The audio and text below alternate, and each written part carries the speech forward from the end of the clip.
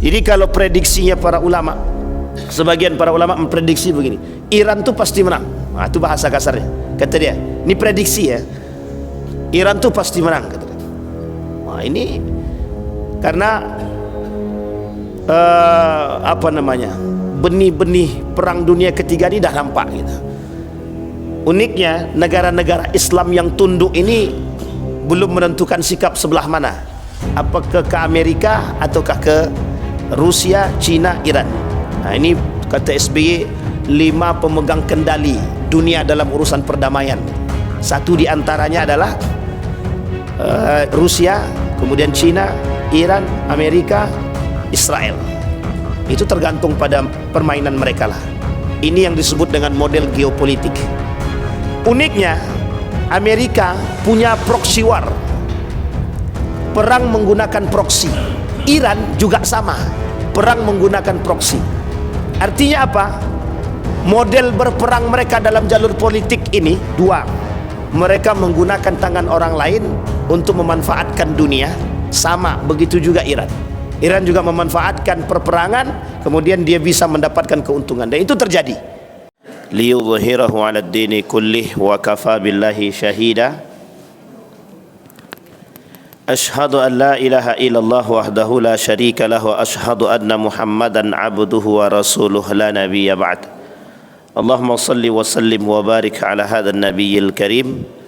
Allahumma salli ala Muhammad wa ala ali Muhammad fil alamin innaka Hamidum Majid. Ya ayuhan nasu attaqu rabbakum alladhi khalaqakum min nafsin wahidah wa khalaqa minha zawjaha wa batha minhuma rijalan katsiran wa nisaa'a wattaqullaha alladhi tasaaluna bihi wal arham innallaha kana 'alaikum raqiba.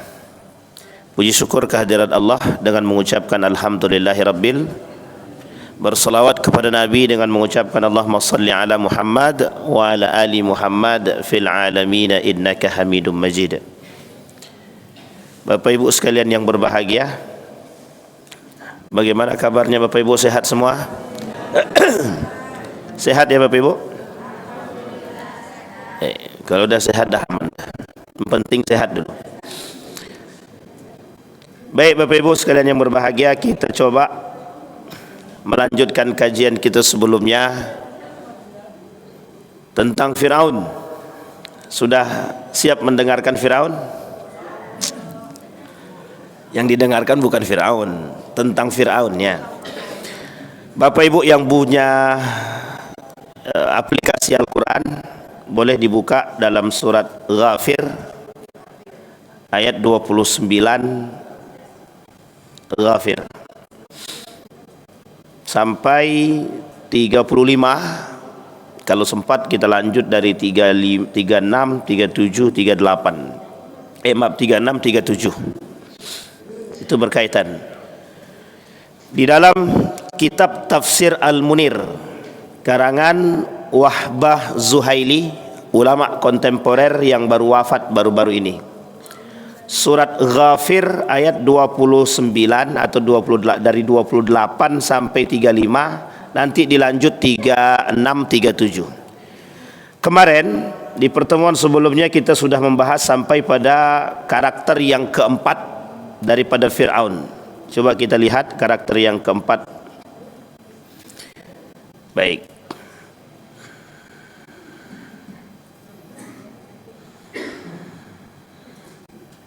Pada karakter yang keempat itu dalam surat Al-Qasas ayat 4, kita ulang sedikit. Qasas, Al-Qasas ayat 4. Allah berkata, inna fir'auna ala fil ardi wa ja'ala ahlaha syi'an yastad'ifu ta'ifatan minhum yudhabbihu abna'ahum wa yastahi nisa'ahum innahu kana minal mufsidin. Kata Allah, karakternya Fir'aun itu, karakter Fir'aun yang keempat sebelumnya yang kita bahas, itu memecah belah umat. Jadi kalau ada yang suka memecah belah umat, berarti Fir'aun itu. Makanya Israel itu Fir'aun. Israel itu Fir'aun. Fir'aun masa kini. Tenang ibu-ibu. Baik. Kata Allah dalam Al-Quran, sungguh Fir'aun telah berbuat sewenang-wenang di muka bumi ini dan menjadikan penduduknya berpecah belah. Dikata Allah dalam surat Al-Qasas tadi, dia menindas segolongan yang dari mereka Bani Israel. Dia juga menyembelih anak laki-laki, kemudian membiarkan hidup anak perempuan. Wa yastahyi nisa'ahum humul mufsidun, atau mereka adalah orang-orang yang melakukan kerusakan. Dalam ayat ini sebenarnya banyak Allah sebutkan. Satu di antaranya adalah cara Fir'aun memecah belah umat. Bagaimana cara Fir'aun memecah belah umat? Cara Fir'aun memecah belah umat, dia adakan adu domba, dia buat adu domba antara satu dengan yang lain. Setiap orang dengan kekuasaan yang dimiliki oleh Fir'aun, atau lebih tepatnya dengan duit dia dan kekuasaan dia. Dia nanti di dalam ayat ini ada 3 karakter tentang Fir'aun itu. Yang diambil sebagai bentuk kehancuran itu ada 3 karakter. Karakter pertama itu Fir'aun, yang kedua Qarun, yang ketiga Haman. Haman penasehat ulung, penasehat ulungnya Fir'aun. Nah, kembali kepada ayat tadi, cara Fir'aun memecah belah umat. Fir'aun punya cara memecah belah umat itu dengan kekuasaan. Yang pertama dengan menekan. Dikatakan oleh Nabi dalam hadis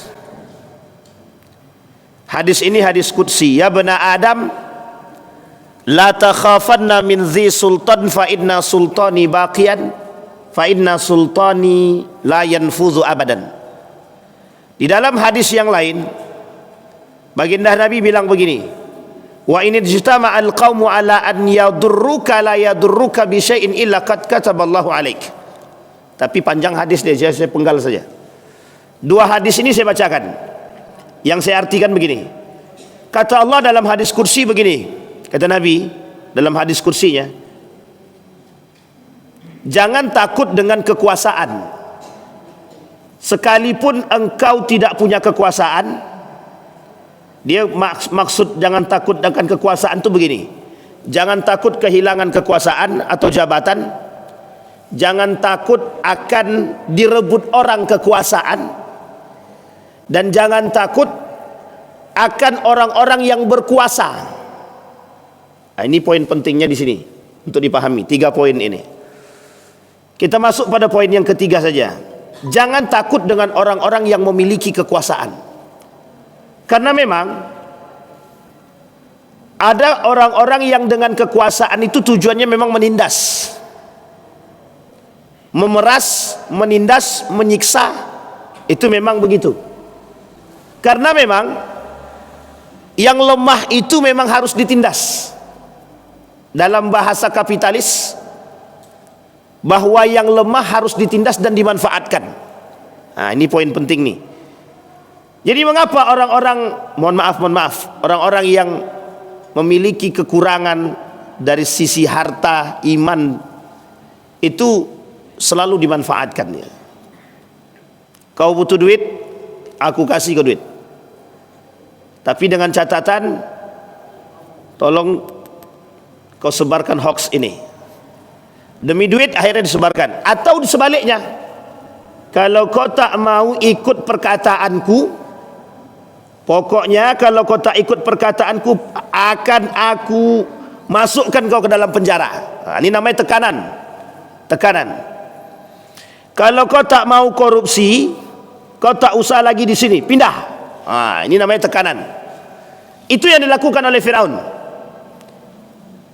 Fir'aun tampakkan di hadapan masyarakatnya yang tidak mau mengikuti perkataan dia, yang tak mau, akan dihabisi. Bisa dibunuh, bisa diusir, bisa dijarah, dan lain sebagainya. Tekanan. Cara Fir'aun untuk memecah belah umat dengan tekanan. Yang kedua, diberikan imingan atau iming-imingan harta, agar orang-orang itu bisa suka dengan dia, mau dengan dia. Kalau bahasa sederhananya begini, Ada duit dihormati, tak ada duit hilang penghormatan. Itu karena apa? Tolak ukur penghormatan itu duit. Tapi kalau tolak ukur kehormatan itu adalah iman, ada tak ada duit orang menghormati. Kalau tolak ukurnya penghormatan itu adalah akhlak, maka ada atau tak ada duit orang pasti dihormati. Tapi kalau dia tolak ukurnya adalah uang, penghormatan dan penghargaan itu tolak ukurnya adalah uang, dia mati, dia habislah tu. Tak akan ada orang yang menghormati dia. Bahkan kejadian itu sama terhadap Fir'aun. Ketika Fir'aun itu meninggal atau mati, itu semua orang mencaci maki dia. Semua penduduk dia mencaci maki dia, bersyukur akan matinya Fir'aun. Karena Fir'aun punya kekuasaan, punya kelebihan, lebih daripada sisi kekuasaan. Sehingga Fir'aun ini salah satu bentuk contoh yang disampaikan oleh Allah dalam Al-Quran tentang karakter pemimpin zalim yang kelak akan menghuni neraka jahanam. Itu disebutkan. Satu di antaranya karakter tersebut, memecah belah umat.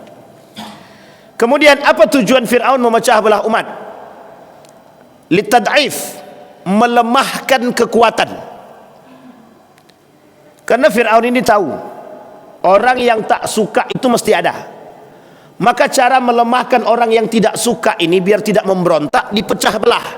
Sehingga ketika dipecah belah, Fir'aun tidak perlu turun tangan untuk menghancurkan orang yang tak suka dengan dia.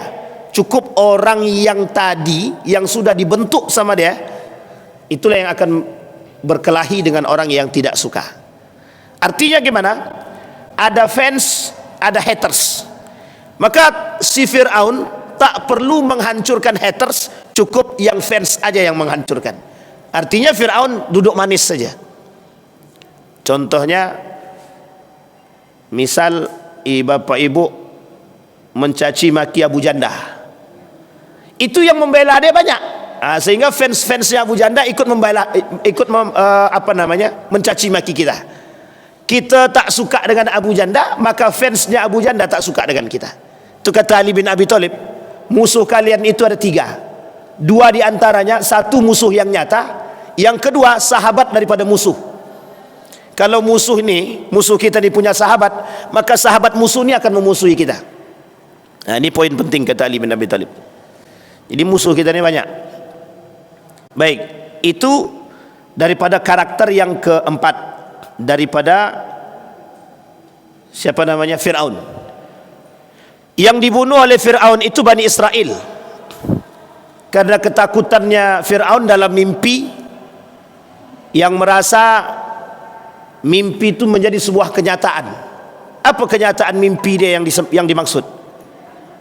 Ketika Fir'aun dalam mimpi dia melihat kekuasaan dia ini, masyarakat dia ini, rumah-rumah itu terbakar habis, kecuali tinggal rumah Bani Israel.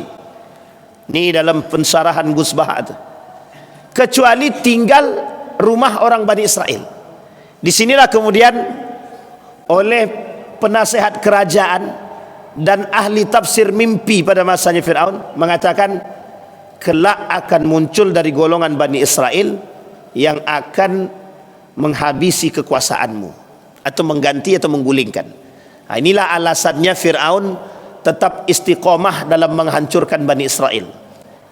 Bayangkan tu istiqomah ya Bapak Ibu, istiqomah. Baik, kemudian yang kelima, kata Allah dalam Al-Quran dalam surat Ghafir yang tadi kita bacakan, dalam surat Ghafir, ya qaumi lakumul mulkul yawm zahirina fil ard faman yansuruna min ba'sillahi in ja'ana.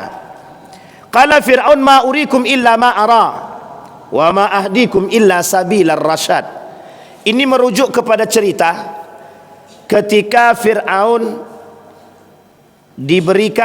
disuruh mendatangkan 2 pilihan, mematikan atau menghidupkan.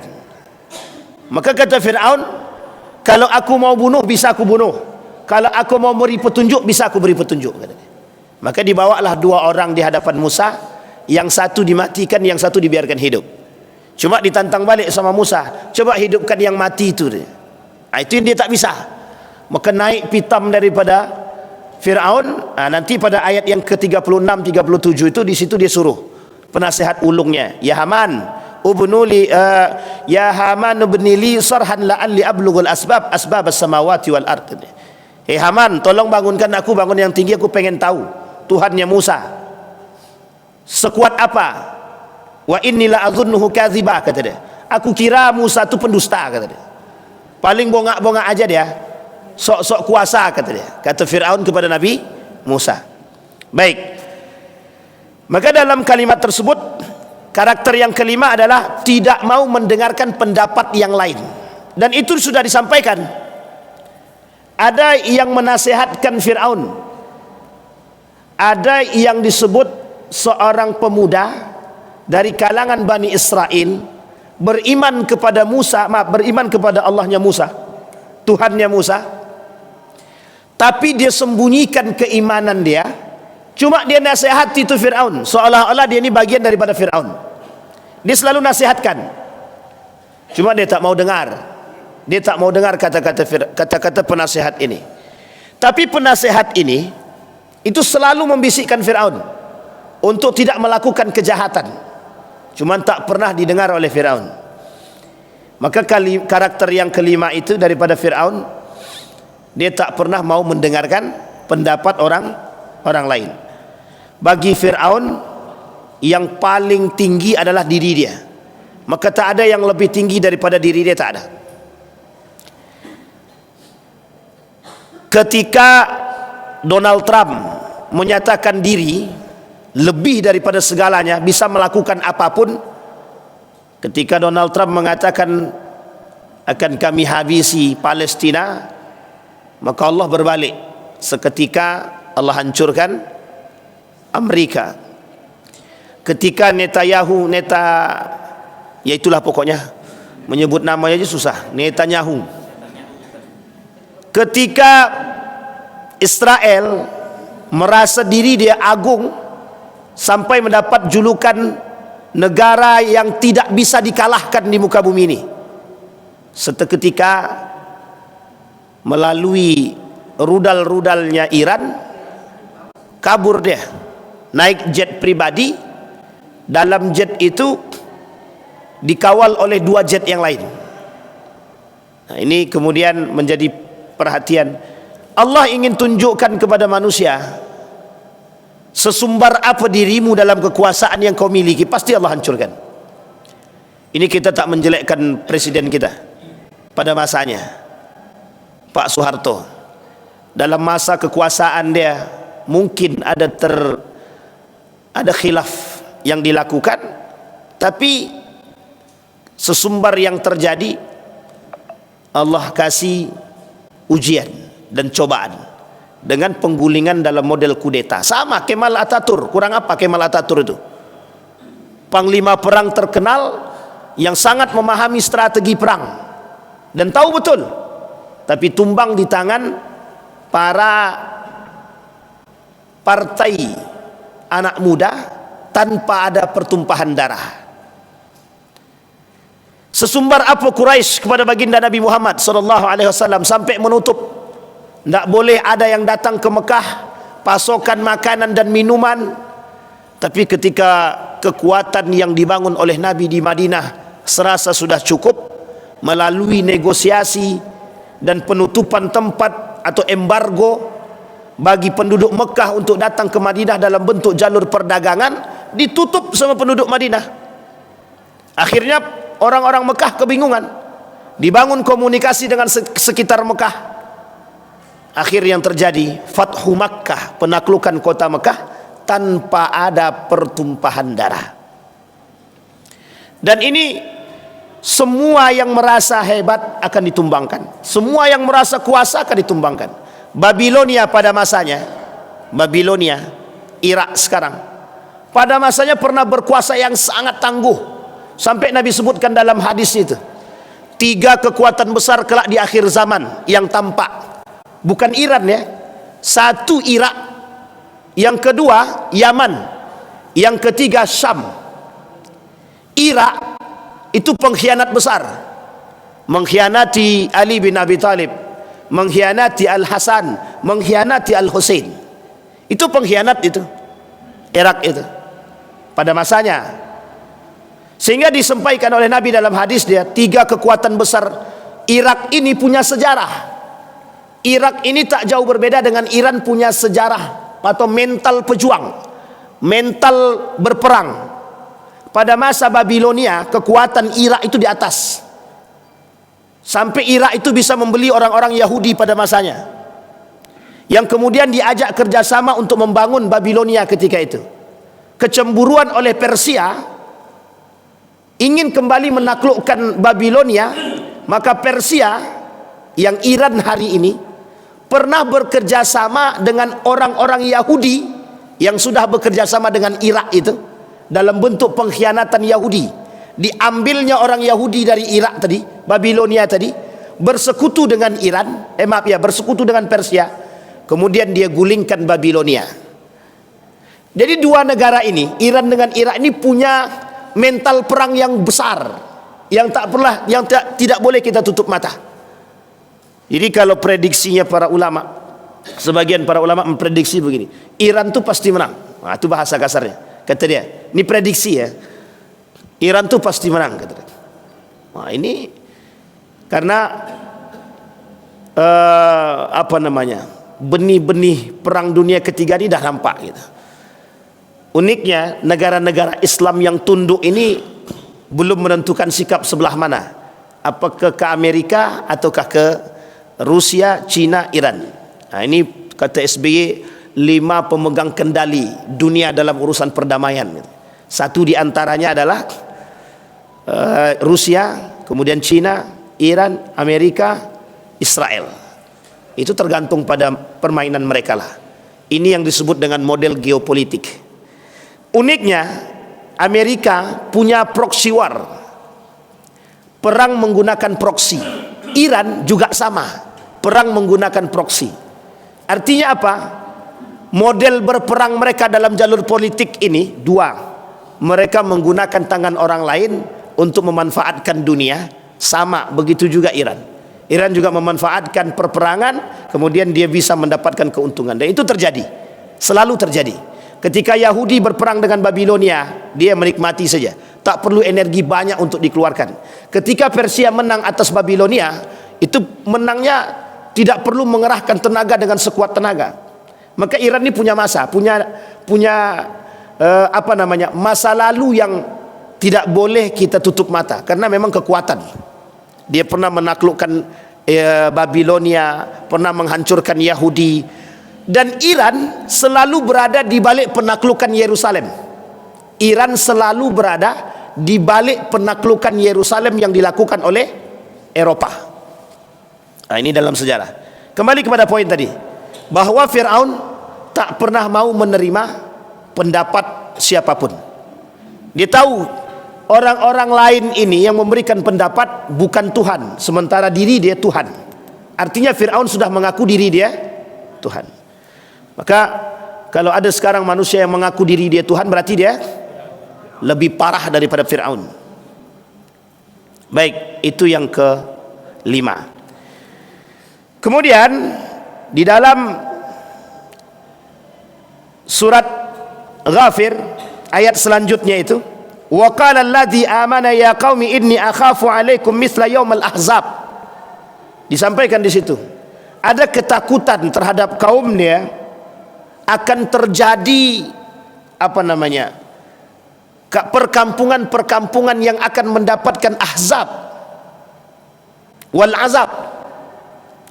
Jadi ada ketakutan yang terjadi. Seorang pemuda yang beriman, yang menyembunyikan keimanannya terhadap Fir'aun itu, dia kata begini, aku takut kelak Fir'aun dan para pengikutnya ini diazab oleh Allah itu. Bahkan belum sempat dia beriman kepada Allah, mereka sudah diazab. Karena memang cerita sebelumnya begitu. Orang-orang yang tak beriman kepada Tuhan, kepada Allah, yang dibawa oleh risalah oleh para nabi, kemudian mereka di bumi hanguskan oleh Allah. Maka karakter Fir'aun ini sebenarnya menjadi contoh. Itulah alasan kenapa Fir'aun ini tidak disebutkan oleh Allah dalam Al-Quran nama asli. karena kejadian itu akan terus terulang. Buktinya dengan nyata kita lihat hari ini para penguasa-penguasa menganggap diri mereka lebih dan berkuasa, baik dari sisi harta yang berkuasa, baik dari sisi kekuasaan yang berkuasa, baik dari sisi permainan politiknya yang berkuasa. Mereka merasa semua itu sudah di atas, jadi tidak perlu lagi yang namanya Tuhan. Maka pernah terjadi pada masa dahulu Yunani, seorang pemikir Yunani itu merasa begini, ketika kekacauan dengan kekuasaan yang pernah terjadi, sampai dia bilang begini, Tuhan itu sudah mati, kami tidak butuh Tuhan, kami tidak butuh Tuhan, yang kami butuhkan adalah apa yang bisa kami makan, apa yang bisa kami jadikan kekuasaan. Jadi Tuhan itu bagi mereka tidak ada. Makanya kenapa lahir kelompok-kelompok ateis yang tidak percaya yang tak percaya pada Tuhan. Dan ini alasan, kata orang-orang ateis itu, ini lebih tinggi daripada wahyu, akal ini lebih tinggi daripada wahyu, sehingga kami tidak butuh Tuhan. Wahyu datang dari Tuhan, akal datang dari kesempurnaan manusia, kata dia. Nah, ini poin penting untuk disampaikan, bahwa ada orang-orang yang meninggikan akal seolah-olah mereka lebih daripada segalanya.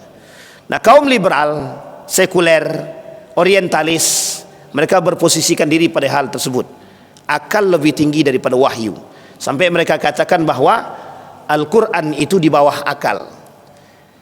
Maka orang-orang beriman wajib dia bertadabbur pada ayat-ayat seperti ini, karena kita tahu tuh di mana karakter-karakter yang Allah turunkan. Sehingga mohon maaf, ini bukan cocokologi, dan Allah menunjukkan karakter itu untuk manusia berfikir. Jangan-jangan daripada mereka yang mengerti tapi mereka melakukan. Banyak orang yang sadar tapi melakukan. Ini yang menjadi masalah. Uniknya, sumpahnya dengan Al-Quran tapi karakternya dengan Fir'aun. Sampai di sini paham maksud saya, Bapak Ibu? Jadi sumpahnya Al-Quran, karakternya Fir'aun. Berarti Ustaz bilang mereka itu Fir'aun? Iya, kalau mereka merasa.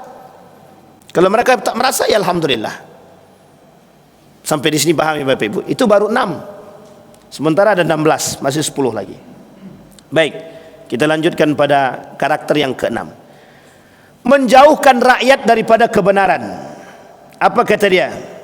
Ketika Musa memberikan kebenaran dalam membawa risalah sang pencipta, apa kata mereka? Haman, kemudian Fir'aun, innahu la sahirun kadzab. Bahkan dalam Al-Quran, dalam surat Thaha dikatakan, qalu inna hadza la sahiran yuridani an yukhrijakum min ardikum bisihrihima wa yadhhaba bitariqatikumul muslah. Kenapa di sini disebutnya dua orang? Harun wa Musa. Dia Harun dan Musa cadel, sementara Harun ahli komunikasi. Musa tak bisa berbicara dengan baik, tak bisa berdiplomasi, tapi Harun punya kelebihan pada aspek diplomasi, sehingga digabunglah antara Musa dengan Harun. Kemudian muncul pertanyaan, siapa Harun ini? Dalam Al-Quran disebutkan dua hal. Satu disebutkan saudara dia, yang satu lagi saudara perempuannya. Nah, dua-dua ini kalau dalam pandangan para ulama, kata Ibnu Katsir, saudara daripada Maryam. Tapi dalam tafsir yang lain, kakak daripada Musa. Dan ini diperdebatkan oleh para ulama ahli tafsir tentang siapa sebenarnya Harun dan kenapa tiba-tiba muncul Harun di situ. Secara itu bisa dilacak dalam sejarah bahwa sebenarnya Harun ini adalah orang lain, sebenarnya orang lain yang disandarkan sebagai kalimat persaudaraan, akhakum, atau lebih yang disebut dalam Al-Quran tersebut saudara perempuan kalian. Nah, saudara perempuan ini siapa? Ini kemudian yang menjadi persoalan. Ada yang mengatakan dia daripada Maryam, ada yang mengatakan dari yang lain.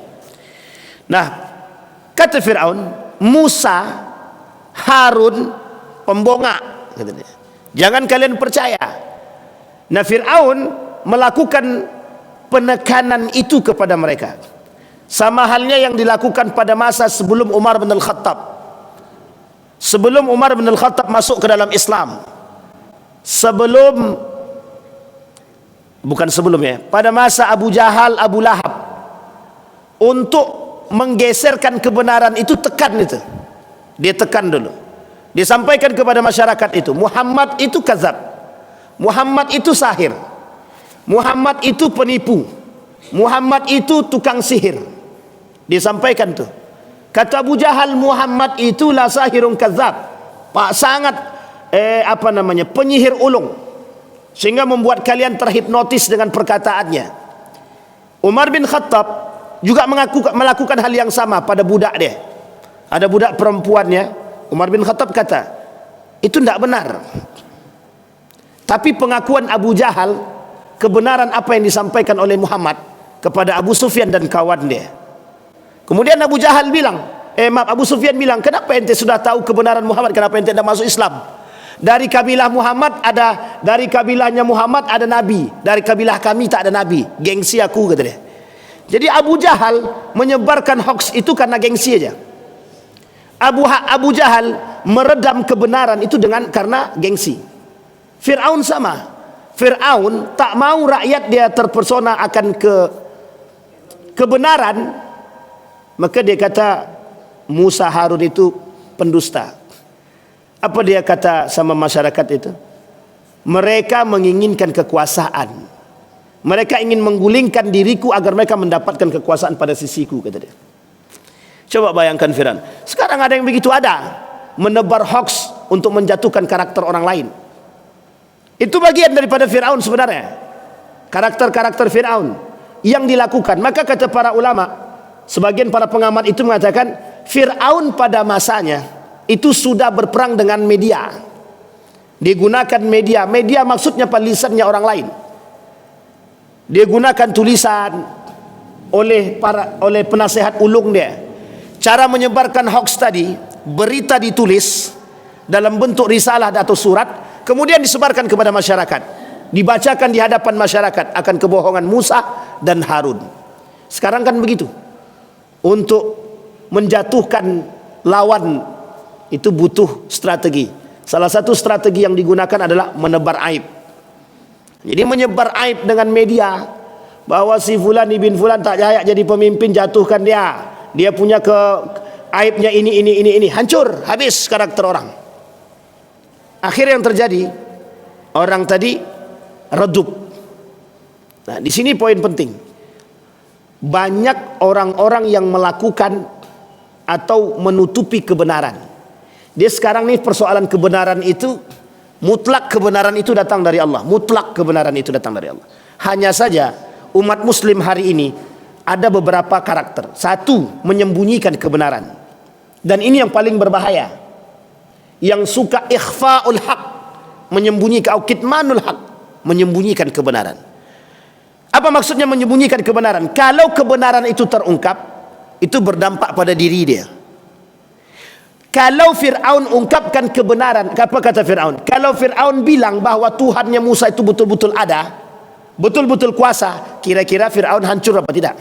Sama, Pak. Banyak para penguasa hari ini menyembunyikan kebenaran, takut akan kedok dia terbuka, aib dia terbuka, kerusakan dia terbuka, tak mau, sehingga harus disembunyikan. Namanya kitmanul haq, menyembunyikan kebenaran. Yang kedua, tahu kebenaran tapi tidak mau kita menyampaikan. Dan ini terjadi pada beberapa kali kasus. Maka Nabi bilang dalam hadisnya, terutama pada mereka pengacara, hakim, al-qudatu salasah. Hakim itu 3, kata dia. 2 di neraka, 1 di surga, kata dia. Nah, yang 2 di neraka ini apa? Tahu dia kebenaran tapi dia tak eksekusi kebenaran itu. Nah, itu yang berat tuh di situ. Kita tahu kebenaran tapi kita tak sampaikan kebenaran itu. Kita tahu, kita tak sembunyikan. Cuman kita tak mau berbicara karena kita takut. Sehingga kita butuh lisan yang lain, lidah orang lain untuk menyampaikan kebenaran itu. Kenapa? Karena kita takut. Pertanyaannya adalah, kalau kita takut akan menyampaikan kebenaran, berarti Na'udzubillah, tsumma na'udzubillah. Kita masih ada yang kita takuti selain daripada Allah. Ini Bapak Ibu, kan kita mengkaji ilmu tasawuf. Apa hukumnya takut kepada selain daripada Allah? Apa hukumnya takut kepada selain daripada Allah? Itu bisa kufur. Bisa kufur. Sekarang begitu. Kenapa ditekan? Untuk menyampaikan kebenaran perlu tekanan. Biar jangan sampai kebenaran itu tersebar, tekan dulu. Sehingga orang tak berani berbicara. Orang tak berani berbuat. Orang tak berani berkata. Inilah kemudian kenapa karakter Fir'aun itu masih ada. Masih banyak orang-orang yang takut kebenaran itu terkuak, harus ditekan. Dan uniknya ada orang-orang yang berani, yang tak mau menyampaikan kebenaran. Takut. Yang kedua. Yang ketiga, kebenaran itu memang harus disampaikan melalui pribadi-pribadi orang-orang yang berani untuk menyampaikan kebenaran. Dan ini yang hari ini kita sedikit temukan. Kenapa? Lisan kita seolah-olah terjaga untuk tidak menyampaikan kebenaran itu secara terang-terangan. Nabi kata begini, jika kebenaran itu bisa menyelamatkan dan bisa merubah pandangan, maka sampaikan kebenaran itu dalam bentuk keramaian sekalipun tak disukai. Inilah asal mula kalimat itu, qulil haq walau kana marra. Sampaikan kebenaran meskipun pahit. Jangan salah menempatkan hadis ini. Karena dulu untuk mengatakan kebenaran pada masanya itu butuh kekuatan. Sama hari ini juga begitu. Para Fir'aun yang ada sekarang, kita ambil contoh Bapak Ibu. Ketika Iran mengebom, melakukan atau memberikan hadiah rudal kepada Israel, itu sistem intelijennya sudah rusak semua itu. Cuma masih bisa membuat atau menutupi kebenaran. Berita tentang rakyat Israel menangis itu tidak semua orang tahu. Hanya ada beberapa video yang kemudian sebelum dihapus sudah diambil, sudah di-download. Itu pinternya Fir'aun pada masa sekarang itu. Jadi dia tutupin tuh kebenaran. Apa kata Israel itu dalam rilis resmi mereka? Iran cuma tidak tepat sasaran, dia tak merusak. Padahal sudah begitu hancurnya. Dia kata tidak merusak. Tapi karena media itu sudah terlanjur tersebar dan ada yang mengambil sebelum dihapus, maka kemudian tersebar akan kelemahan daripada. Dia kata masyarakat dia tidak punya masalah dengan psikologi, padahal masyarakat Israel itu sekarang ini sudah terasa betul mereka berada dalam kondisi psikis yang sangat atau mental yang sangat parah. Kenapa? Apa bedanya Israel dengan Palestina? Palestina dalam kondisi yang brutal begitu, yang dihabisi oleh Israel, mereka masih tetap bertahan ingin berperang dan tak mau meninggalkan tempat. Israel, penduduknya dengan gagah menuliskan, minta maaf kami Iran, kata dia, kami cukup, kami mengaku salah, kata dia.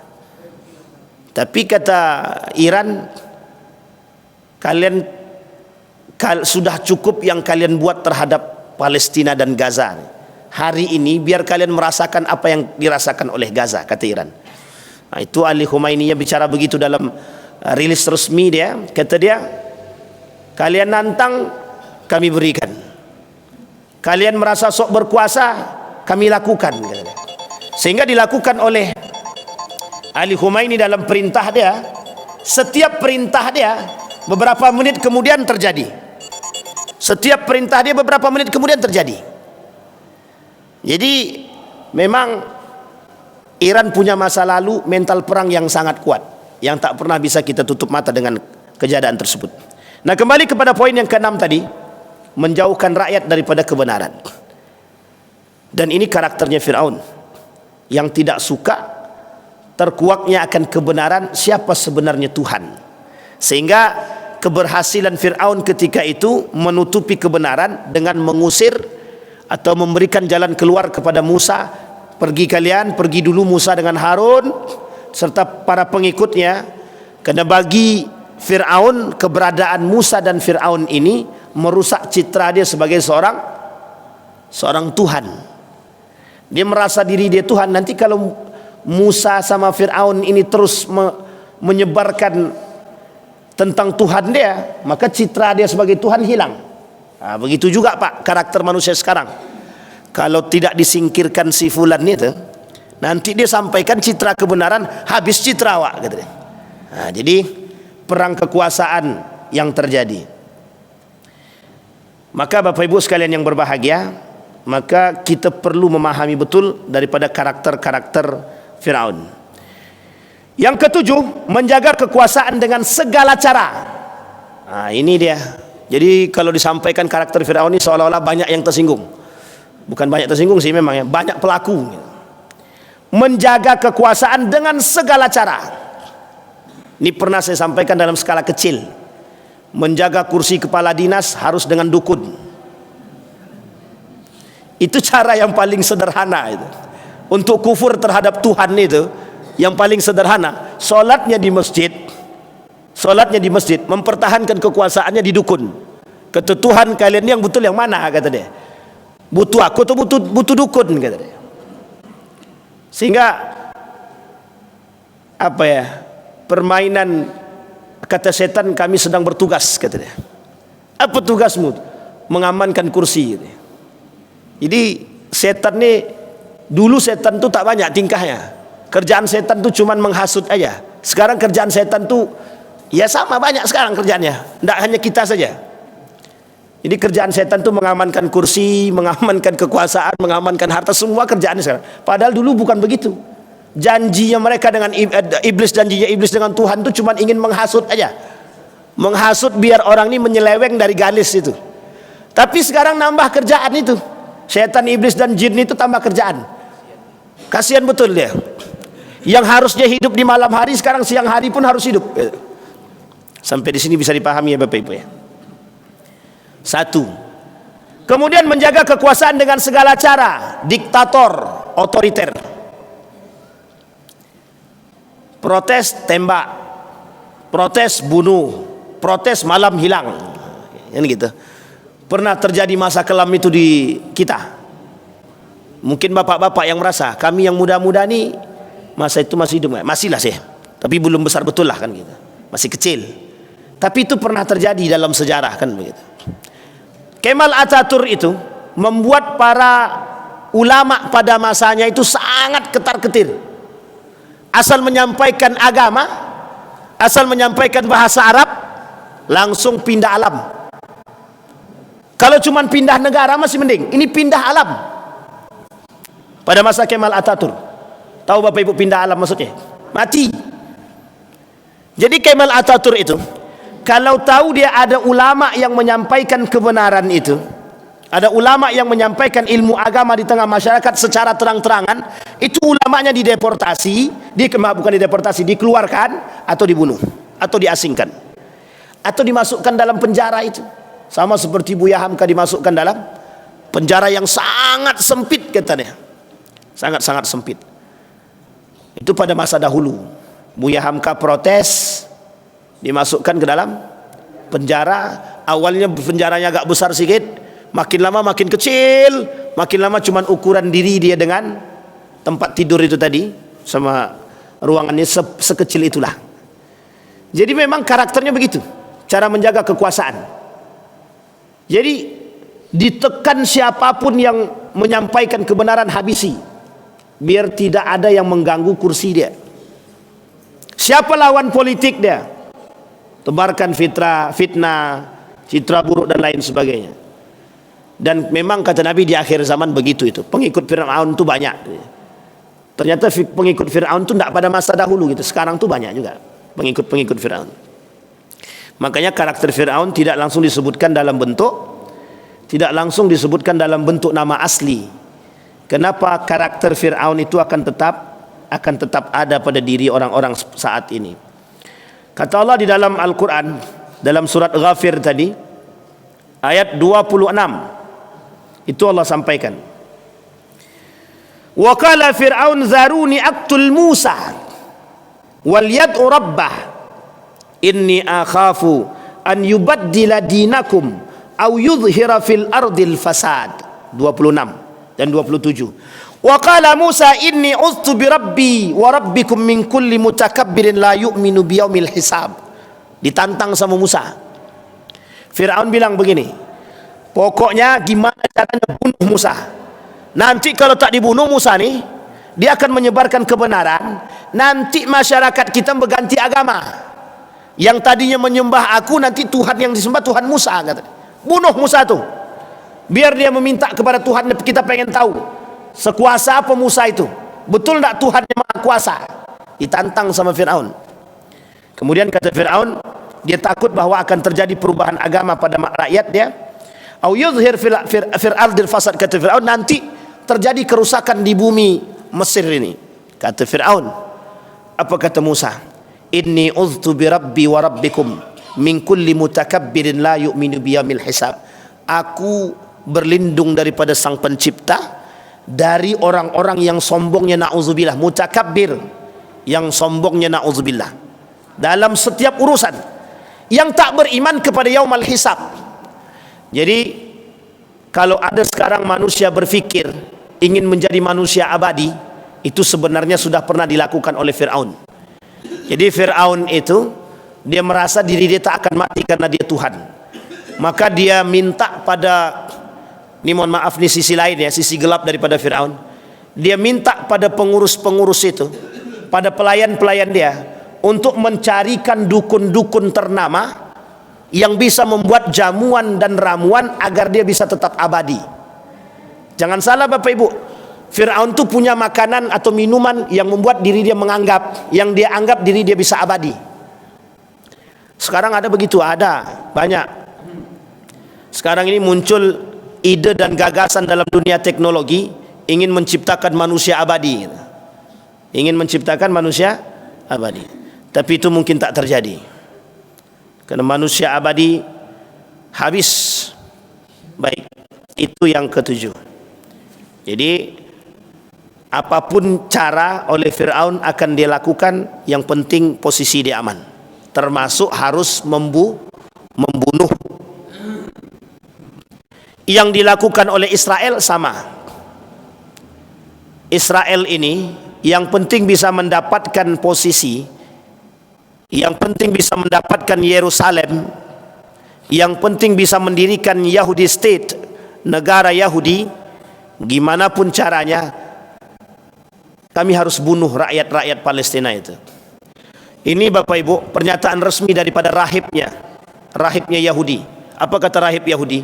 Seorang wartawan asli Yahudi Eropa datang berkunjung ke Israel.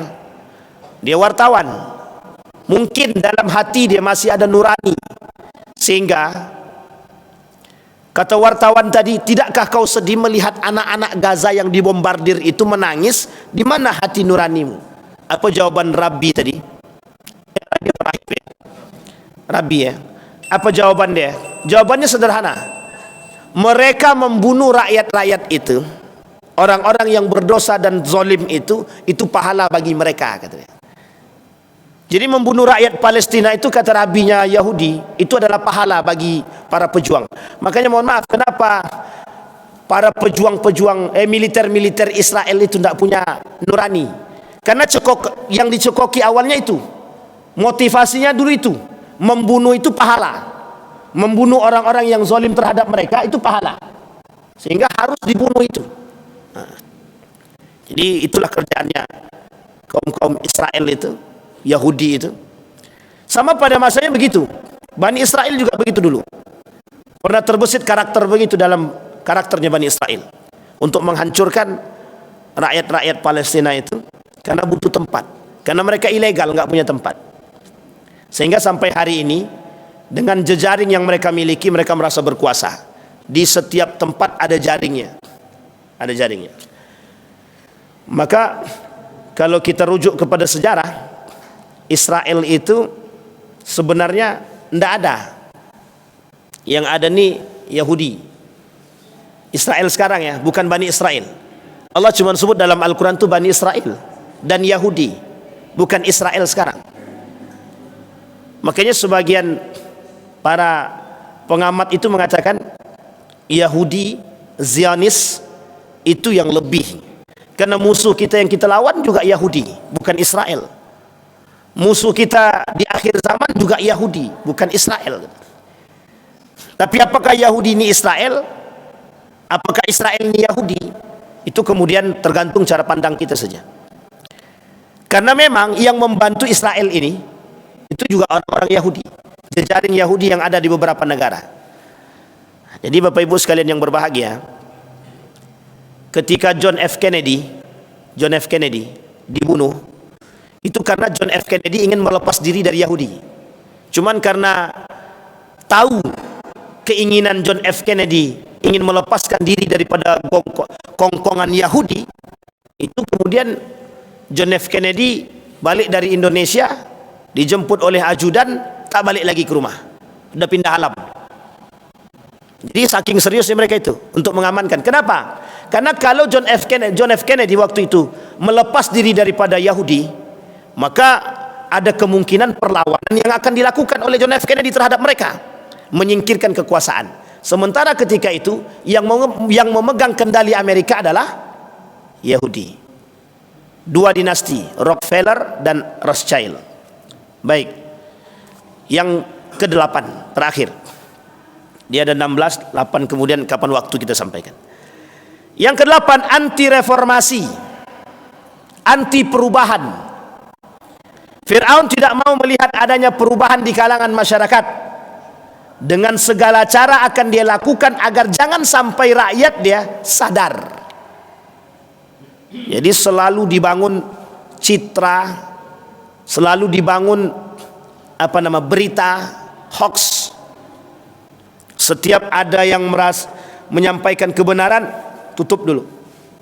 Ini cara Fir'aun bagaimana? Menyebarkan melalui lisan dia gunakan medianya itu media tertulis dalam bentuk pengumuman yang dibacakan oleh kekuasaan, penguasa, sekretaris dia dibacakan. Tak ada namanya kebenaran, itu tak ada. Kebenaran yang mutlak itu cuma datang dari Fir'aun. Tidak ada kebenaran yang mutlak datang dari yang lain, tak ada. Sehingga disinilah Fir'aun mengata bahwa kebenaran itu mutlak akan datang daripada diri dia. Kalian mau kaya, Fir'aun bisa kayakan. Kalian mau miskin, Fir'aun bisa miskinkan. Nah, ini poin pentingnya Bapak Ibu. Jadi memang, tapi sekarang kita lihat memang banyak yang begitu. Orang kaya, mohon maaf jangan tersinggung orang kaya, yang tak beriman maksud saya. Itu memang hampir mirip dengan Fir'aun itu. Dia kekayaannya dia guna untuk membeli suara orang, kursi orang, dan lain sebagainya. Dan bahkan uniknya orang kaya itu bisa membeli orang lain untuk membunuh orang lain. Nah, itu bahasanya. Pokoknya kau tembak dia, mati dia, nah ini duit. Nah, kan gitu cara untuk mengamankan sesuatu. Maka anti reformasi. Fir'aun tidak mau, karena memang bagi Fir'aun perubahan itu akan merusak citra dia, akan menghabisi posisi dia. Karena dalam mimpinya Fir'aun itu adalah ketakutan akan tergusurnya dia dari kursi yang dia miliki, kekuasaan maksudnya. Fir'aun tidak pengen itu kekuasaannya diambil oleh Bani Israel. Karena bagi Fir'aun waktu itu adalah mimpi dia, dengan hasutan-hasutan yang disampaikan oleh para penafsir mimpi terhadap Fir'aun ketika itu, sangat dimakan oleh Fir'aun. Nah, uniknya perintah itu muncul dalam surat Ghafir tadi, bunuhlah semua anak laki-laki dari kalangan Bani Israel dan biarkan hidup anak-anak perempuan. Kurang bejat apa dia? Yang tak ada pada masa sekarang ini mungkin itu cuman. Kalau yang lainnya ada. Melakukan segala cara demi kekuasaan ada. Menutupi kebenaran ada. Berkuasa, sangat berkuasa dengan kezaliman banyak. Tapi membunuh itu belum nampak lagi. Tapi mungkin membunuh anak kecil ya, membunuh bayi laki-laki, itu yang belum kita nampak dari karakter manusia sekarang. Para penguasa-penguasa sekarang. Mudah-mudahan tak terjadi. Sampai di sini bisa dipahami Bapak Ibu ya. Qalu ajitana litalfitana amma wajadna alaihi aba'ana wa takuna lakuma al-kibriya fil ardi wa ma nahnu lakuma bimu'minin. Apa kata Allah dalam Al-Quran? Mereka berkata, apakah engkau datang kepada kami untuk memalingkan kami dari apa atau kepercayaan yang kami dapati dari nenek moyang kami, mengerjakannya menyembah berhala, dan agar kamu berdua, Musa wa Harun, mempunyai kekuasaan di bumi, kata Fir'aun. Jadi cara Fir'aun menghasut masyarakatnya, dibuatlah hoax bahwa Musa dan Harun ini ingin mengambil kekuasaan. Sehingga kata dia, perubahan yang dibawa oleh Fir'aun dan Musa itu hanya untuk mengambil kekuasaan saja. Nah, Bapak Ibu sekalian yang berbahagia, kebohongan yang nyata gitu, yang disampaikan oleh Fir'aun terhadap Musa dan Harun, itu sebenarnya sekarang sedang terjadi, Bapak Ibu. Sedang terjadi di tengah-tengah kita. Ketika kita melihat kasus perperangan yang sekarang terjadi di ambang, kalau bahasa guru saya, gerbang perang dunia gitu, antara Iran dan Israel ini, itu sebenarnya kedua-duanya punya masa lalu yang cukup. Israel selalu dimusnahkan gitu. Sementara Iran itu selalu pernah merasa menang gitu, pada masanya, dengan julukannya The Great Persia pada masanya. Iran dalam pandangan para pengamat politik pasti punya misi. Misi antara lain yang dimiliki oleh Iran adalah kekuasaan. Tapi satu sisi, Allah pernah katakan dalam Al-Quran, kelak akan Allah tunjukkan kebesaran itu agar mereka-mereka yang diam ini sadar. Ini yang kemudian kita lihat, Bapak Ibu, dari sisi lainnya. Iran berani menggempur Israel. Semua mata di dunia ini sekarang tertuju pada itu. Semua mata tertuju kepada Iran, bahwa betapa beraninya Iran menghancurkan negara yang menganggap diri dia dikdaya, hancur dalam waktu yang sesingkat-singkatnya. Kata Iran sederhana, mana yang kalian kata paling kuat itu, kami tak pengen mereka merasa lebih kuat daripada Tuhan, kata dia. Maka Iran lakukan itu, sehingga semua orang mata tertuju. Kita ambil contoh, Saudi Arabia punya kekuasaan lebih, kurang apa dia melimpah harta benda dia. Kemudian Kuwait, Qatar, Oman, Bahrain, kurang apa? Semua punya.